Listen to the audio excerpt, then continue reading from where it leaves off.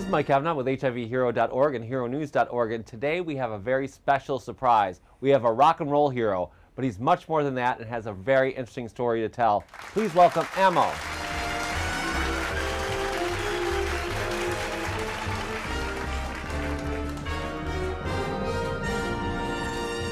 So EMMO, you are a musician, you're a rock star, and you're changing your name to EMMO. Why are you doing that? Yeah, well, I mean, a lot of people know me from when I did The Real World, where I was still going by my birth name, which is Christopher Ammon. Christopher was given to me because it meant bearer of Christ. Ammon is a Mormon prophet. And since I am no longer Mormon, I decided I needed to shed those two names and give myself one that felt more true to who I am. So, EMMO it is. So let's talk about what we were discussing earlier. Yeah. It's fascinating that you went to college and these things happened to you where you left. Can you kind of tell me that story again? Yeah. So my family is this incredibly prominent family in Mormonism. My grandfather wrote some of the preliminary literature that was sold in the millions throughout the faith in the 1980s. And so they had groomed me since I was 11, 12, 13 years old to do politics, hoping that I would be like some force in conservative politics in the future. Clearly that didn't work out. So yeah, while I was in school, in grade school and middle school and high school, I spent a lot of time doing student government. And when I got to college, both my parents are alumni at Brigham Young University, which is the Mormon Church's private school. And I was I was going to school there and had a professor who was a mentor of mine, was also in the leadership of the church. He asked me to befriend his son, who was really struggling in the program at the time. And because I was at the top of my class, I had a lot of great people and resources at my disposal, and which was great. And so I brought him into our group of friends, and I think it was one of the first places where he felt comfortable. And he ended up confessing to me and to our friends that the reason he was struggling so much was because he was in the closet. And then he also told us about some of the frustrations he was having with his father, who, by all outer appearances, was this upstanding church leader, but behind closed doors was having this affair with a porn star using school computers. And then, unfortunately, his son had this major panic attack, which happens all the time with LGBTQ students, especially Mormon LGBTQ students. The pressure is just insane, And he came forward to his dad, and in doing so, his dad learned that I had knowledge of this affair that he was having. And so even though at the time I was still exclusively dating women, and I had never purchased drugs in my life, he sent an email to every professor in our program telling them that I was a drug dealer and that I was gay. So he essentially outed me before I even really knew I was queer myself, which was devastating because my entire class knew, my family found out, my extended family found out, my grandfather found out. And my whole life just kind of ended. It just was over, And what was really interesting about this story as well is they were going to refuse to release his transcripts, and you were in your last semester. So yeah, I was about to go into my last semester, and I realized I had to go. I remember I brought 30 pages of text messages that I had saved and printed out at my work. With all of the text messages from his son and from this professor that essentially showed that he was blackmailing me because I had knowledge of this affair. And the university gave me an ultimatum, and they were like, we'll allow you to stay at the school, because what they usually do is they seal your transcript. So I had been there for 4 years, and all of that I would have had to start over again as a 22, 23-year-old. Yeah. And they were like, if you do this, though, you know, we're going to have to involve you in a formal investigation. It's going to be public knowledge, which meant like even more, you know, coming from like being this very hetero acting, you know, back then I had like a buzz cut, you know, I was wearing Quicksilver every day. I was so hetero, it was insane. And all of a sudden people knew I was queer, like overnight, and I just, like the idea of that becoming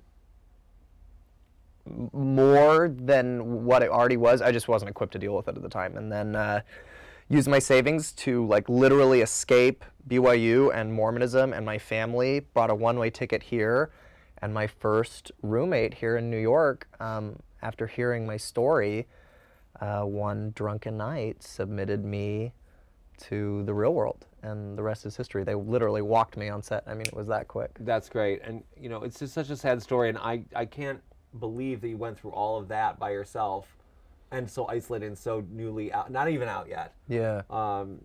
What did your parents think about this? Are you still close with them?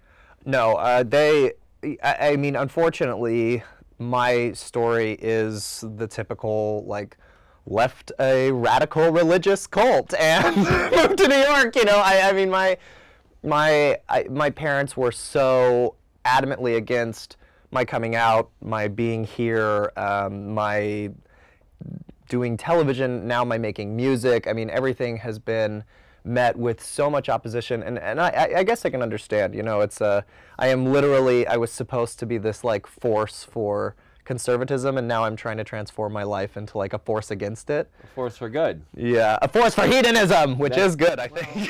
Yeah, I mean, I just can't understand this. You know, some people actually do commit suicide, and actually we were at an event by a friend of yours who wrote a musical called Shards, which told the story of this person in the same situation that committed suicide because of these supposed codes of honor. Yeah. So I'm sorry that happened to you, but look what's happening now. So I mean, how would we have ever met, though, if it hadn't? You know, that's how I kind of have to look at the whole thing. I've met and been able to do so many met so many amazing people, been able to do so many amazing things since being here and like being my true self. And I wanted to talk about the real world. So what was that like? So you got just catapulted and put into it, and what was it really like? All of these big firsts were on TV, and I mean, that was only in 2015. Right. So now, now we're entering this new year, and it's been crazy because since I came out, every year of my life has been documented by a TV show, which is, I just finished up The Challenge on MTV, and which was a big success. Yeah, it was the most successful season they've had in about a decade, I think, which is crazy. So it was I was the first openly non-binary person on The Challenge, on MTV actually, which was so cool. And I think I'm just trying, like, right now to like carve that space out in music too, you know, like now that our community, this non-binary community, is kind of receiving some recognition, you know, I think that there's a place for us in the media, and I think that's something that could be really helpful for people to see. Right. There was one good thing about this challenge show is the demographic was very young, and it was great for people to see someone like you be a role model. Thanks. So I think that's very Thank important. you. Also, what I found interesting, I did a lot of research, and MTV was getting accused of using your story to your disadvantage, and you had some kind of breakdown based on something terrible that happened to you. Do you care to elaborate on that? Yeah, I'd love to. It's been about 6 months now since the breakdown, and about 3 months since the final, well, about a month since the final episode aired. But I was in a really abusive relationship right when I finished Real World. I'd never had a boyfriend before. This really predatorial guy who was quite a bit older than me kind of like scooped me up, and I mean, it got sexually violent really fast. And I was on The Challenge and was in an elimination round where we were sand wrestling. I'm actually a pretty good wrestler. Yeah, and I won the first 3 rounds of the elimination, and then started kind of feeling like short of breath and lightheaded, and realized that I was like, the wrestling was really triggering some memories of abuse, and I mean, I just had a full panic attack, like right there on the sand.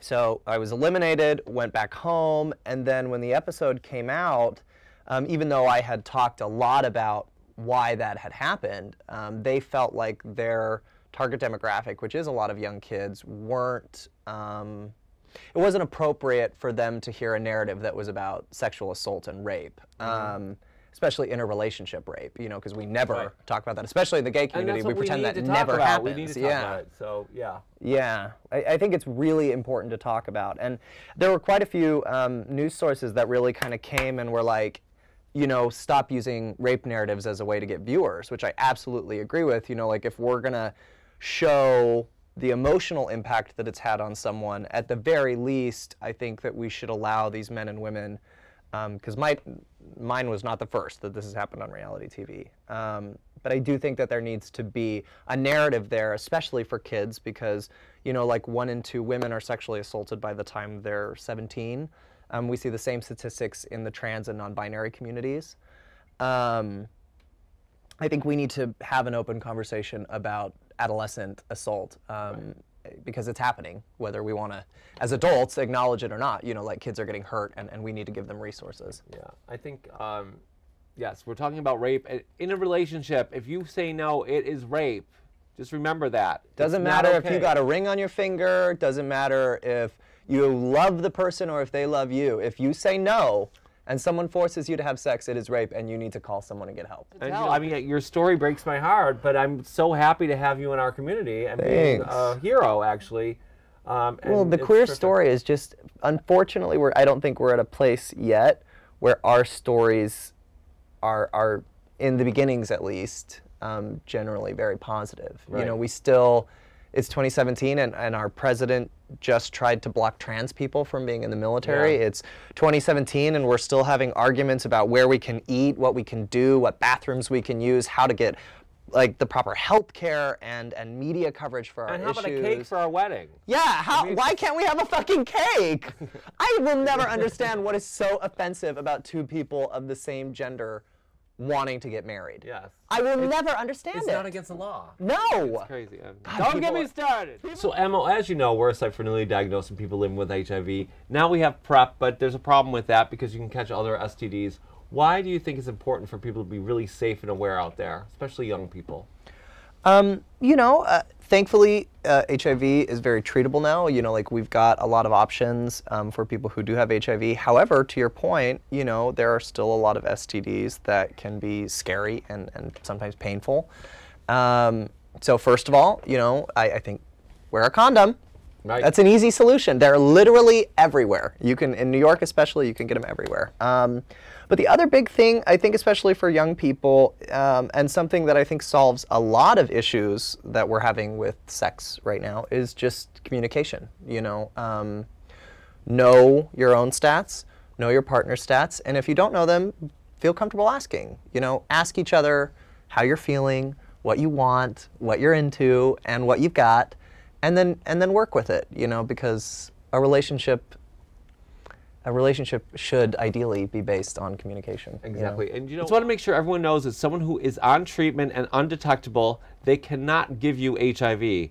This is documented, so you're safer being with someone that's HIV on treatment and undetectable than being with someone that doesn't know their status or hasn't been checked recently. So please know that. And it is very offensive for people to say things like, be clean, because we are clean, people with HIV, okay?